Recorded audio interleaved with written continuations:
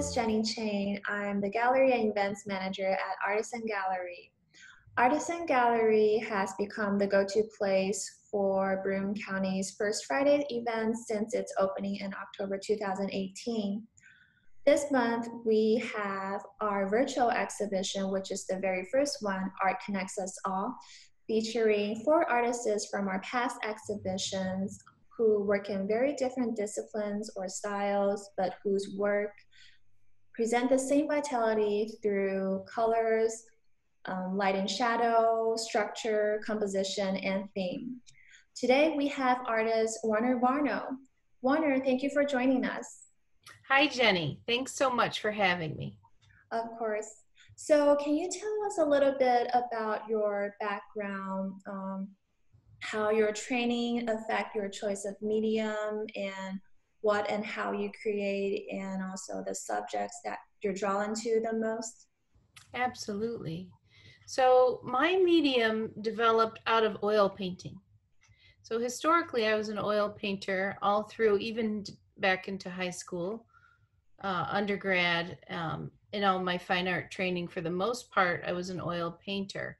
And then when I became, when I was graduated and became a historical archaeologist, I was moving around quite a bit and traveling more. And the oil takes forever to dry, as you know. And I love the quality of the surface and the fact that it does dry slow, and it can be modeled and remodeled and reapproached over 2 weeks even. But it didn't work well paired with that lifestyle of traveling and working and taking my paints and my canvases with me. And especially as I was traveling more often from Denver, Colorado out to San Diego, I was finding that I needed something a little more user-friendly that would dry quickly and I could move through it in kind of the time and space that I was traveling.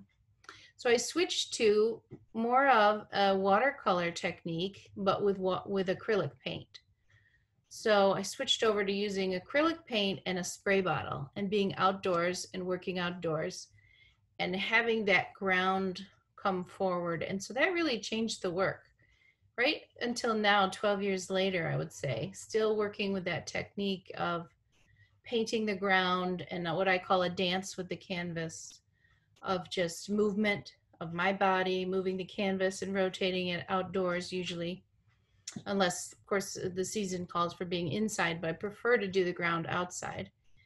Rotate the canvas and move in and out of the canvas with just water and paint.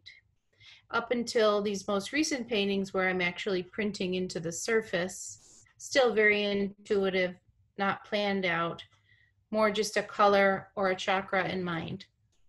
And that's how the painting begins. Through my yoga teacher training, we went into a cadaver lab, and I think that had the greatest impact as far as creating the bones and intermeshing the bones with the organic material. So we went into this cadaver lab and yoga teacher training, and we looked at a body, and we looked at all the parts, all the way down to the human skeleton. That's the piece that really struck me, because our instructor talked a lot about impressing upon our bones, our activities, how every daily choice, and we're creatures of habit, so oftentimes those choices repeat, affect our bones right down to the marrow, which a lot of people think of as bones as dry and brittle, but they're actually super juicy and living. So quickly, the bones and organic materials like flowers and now fruit have merged, and I'm sort of using it as a metaphor of when we think things are lacking in juice, so to speak, could be just below the surface. So that's a metaphor throughout the work. Yeah. So what do you think is different or possibly new for this exhibition, the work that you're showing at this one, to the one you had with us before? Or are they connected in a way? They're very connected, but they are different. I would say they're more graphic. They were getting more graphic at the show I had with Artisan in 2019. They were turning toward a more graphic, meaning heavy use of line, kind of in the spirit of illustration and cartooning and even Japanese woodblock prints, more heavy, use of line. And then also this getting back to the ground and how the paintings begin is being super receptive to the medium itself and what it might want to do, rather than just spraying and moving and spraying and moving and brush strokes, listening and picking up things from nature. This is a time right now where I think many artists are turning towards the outdoors, elements in nature, our gardens, things to help us feel more alive when during a global pandemic we've had to constrict our lives so much. So we've turned to nature. And so more than ever, much more than my own personal stories, these pieces are about that connection. Be Where Your Hands Are, the two most recent pieces, are very much about embracing and even seeking out the abundance that is right in your life right now, around you, in your homes, with your families, with your friends, in your neighborhoods, and in your communities, and cultivating your world from your community out to your planet. This is what's going on in my mind. And the Orangery series, the second piece, is The Pitcher and the Crow touches to an Aesop fable about patience and how the crow figures out a way to drink from the pitcher by dropping in one pebble at a time into the pitcher to raise the water. So just that idea that so many things that are good take time. Can you take us through the creative process? How, for example, how does it work and how do you start a piece? It sounds like, are they planned out or do you kind of work with what you encounter? If you can like take one or two works, for example, and kind of bring us through the process. Sure. I would say the Orangery, the first piece down at the bottom here, this one started similarly with an open ground, unplanned out, really just about color. And then if anything, I have a color and a chakra in mind in terms of healing and bringing awareness towards some aspect I'd like to heal personally, or I notice in the world around me, or in the people around me. In this case, this is connected to the root chakra, so the feet. So I'm looking at the feet as a source to heal the whole body. And a lot of times our feet carry a lot of pain if we're on our feet many hours a day. Like a teacher, being an art teacher, I'm one of those people that don't sit down when I'm at school. And like most teachers, we're on our feet and there's pain. But also there is the potential to heal your whole body through your feet. So even though it may be a source of pain, it's also a source of healing. So Orangery comes from a 1950s wallpaper book, a pattern of these oranges that you might have found in someone's kitchen in the 50s. And I like to use wallpaper patterns and sometimes very American, you know, imagery that harkens back to another era, but is connected to our country very much.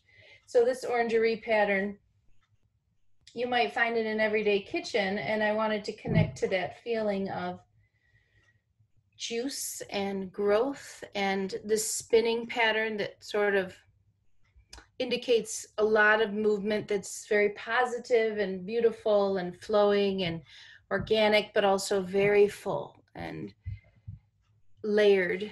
And sometimes our lives can be like this, full and spinning and full of good things, juice, but finding a balance. And so that balance I work out in paint and in process.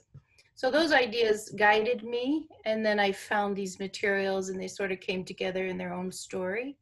And then as I paint them, they work themselves out in terms of what kind of story is being told. What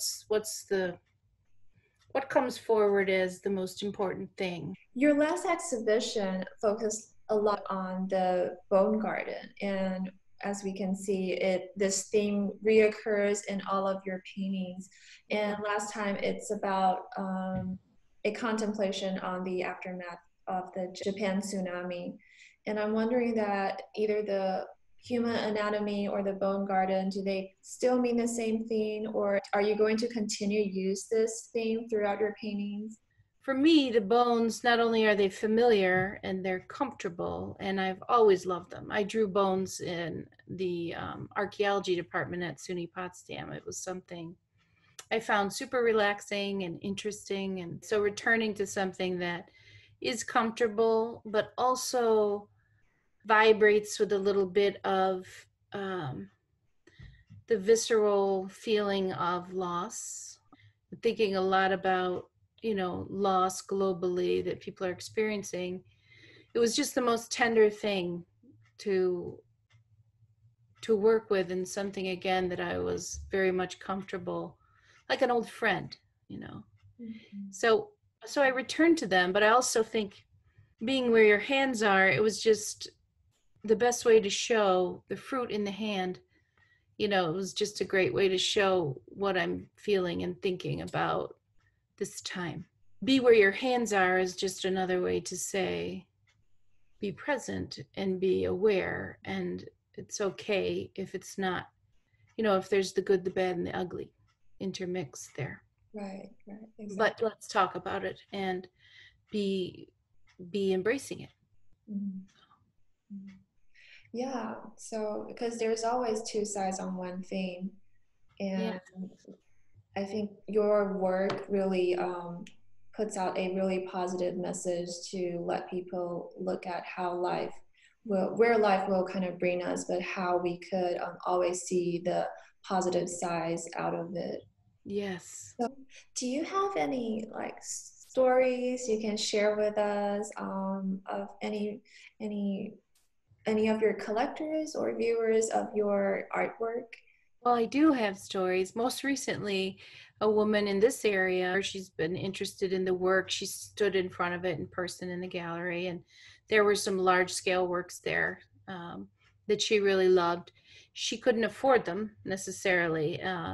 And so for a couple of years, she would ask me about the work and to share new work and talk about when she would eventually want to have a piece of her own. And I let her know that I would be creating the limited edition prints of the largest pieces and eventually on canvas. So it's something that, as artists, we have so many projects, but she kept reaching out. And I feel like she was going through periods of change, a move, major move. I had no idea she was so local to me, that she was so close by. In fact, I thought she was out in Colorado because we never really said. And um, I just really wanted her to have a piece. A lot of us as artists, if someone feels moved by our work, we want to find a way for them to have it. So I said, I'll just get to these prints that I haven't done, yet. And so I made her two prints from the largest pieces, and I had them sent to her, and it felt like something closed, like a loop. And it was a loop of care and listening and communicating, and it felt like community, and it felt like just one thread.